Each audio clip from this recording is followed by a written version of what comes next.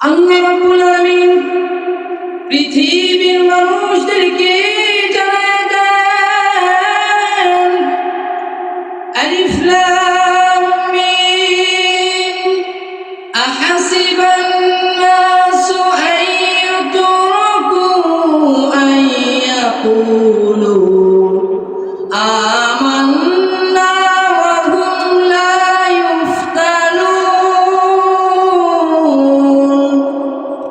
রব্বুল আলামিন জানিয়ে দেন, যারা ঈমান এনেছো তোমরা কি মনে করেছো ঈমান এনেছো এই কথা বললা আর আমি রব্বুল আলামিন তোমাদেরকে ছেড়ে দেব? তা তো হতে পারে না। ঈমান যারা এনেছো আমি রব্বুল আলামিন তাদেরকে ঈমানের পরীক্ষা নেব, তাদেরকে দেখবো আমি রব্বুল আলামিন তারা আমি রবের পথে ইস্তেকামাত থাকতে পারে কিনা। আমার মুসলমান ভাইয়েরা, দুনিয়ার মধ্যে যত নবী এসেছে প্রত্যেকটা নবীকে আল্লাহ রাব্বুল আলামিন পরীক্ষা নিয়েছেন, বড় বড় পরীক্ষার সম্মুখীন করেছে। তারা ইস্তেকামাত ছিল আল্লাহর উপরে, আল্লাহর উপর ইস্তেকামাত থাকার কারণে রব্বুল আলামিন তাদেরকে ঈমানদার বলে ঘোষণা দিয়েছেন। আমার মুসলমান ভাইয়েরা, আমাদের জাতির পিতা সাইয়েদনা ইব্রাহিম আলাইহিস সালাতু ওয়াস সালামকে রব্বুল আলামিন এমনি এমনি জাতির পিতা বানান নাই।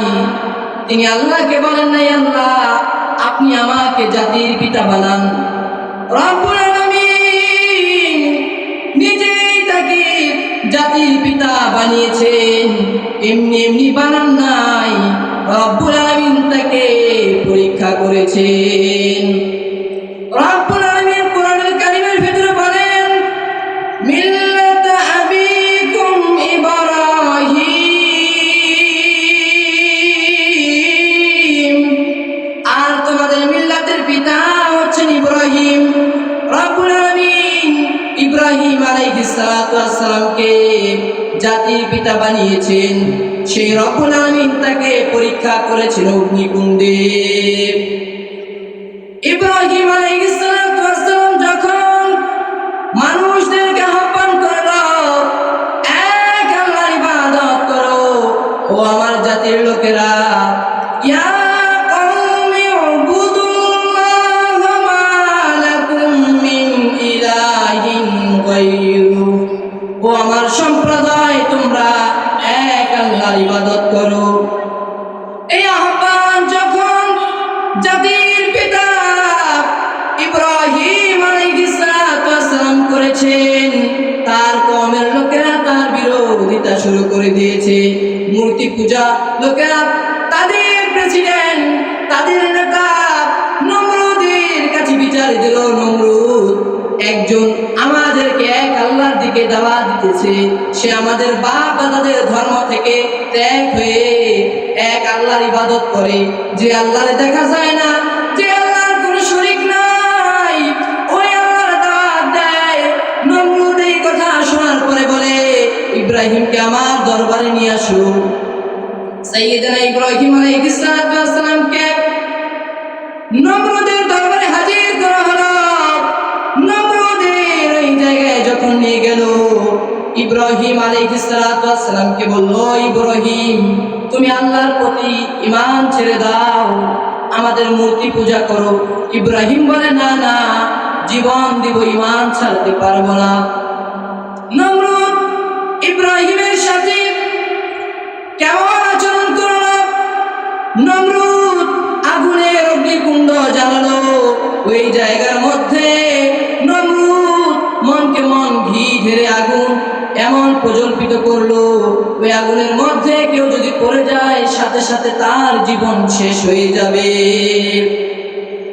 ইব্রাহিম আলাইহিস সালাতু ওয়াস সালামকে অগ্নিকুণ্ডের মধ্যে নিয়ে যাওয়া হয়।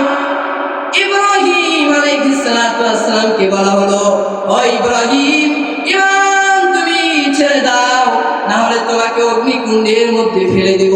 ইব্রাহিম বলেন, আমাকে ফেলে দাও, আমি আল্লাহর জন্য জীবন দিতে প্রস্তুত। লোকেরা এবার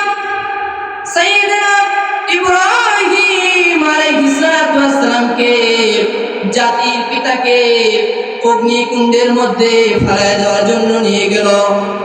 এমন সময় জিবরিল আমিন চলে এসেছে, এসে বলে, ও আল্লাহর খলিল, আল্লাহর পয়গম্বর, আপনি আমার কাছে সাহায্য চান, আমি আপনাকে সাহায্য করব।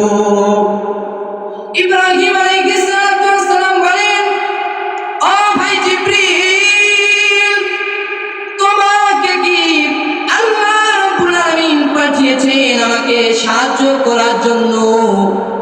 জিবরিল বলে, না, আল্লাহ তো আমারে পাঠায় নাই।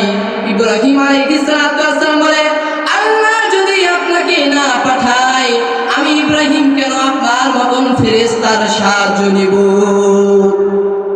আমি ইব্রাহিমের শরীর পুরো যদি চৌচির হয়ে যায়, পুরে যদি শরীর আমার শেষ হয়ে যায়, এটা দেখে আল্লাহ যদি খুশি হন, তবে একবার দুইবার নয়, আমি ইব্রাহিম হাজার হাজার বার জীবন দিতে প্রস্তুত।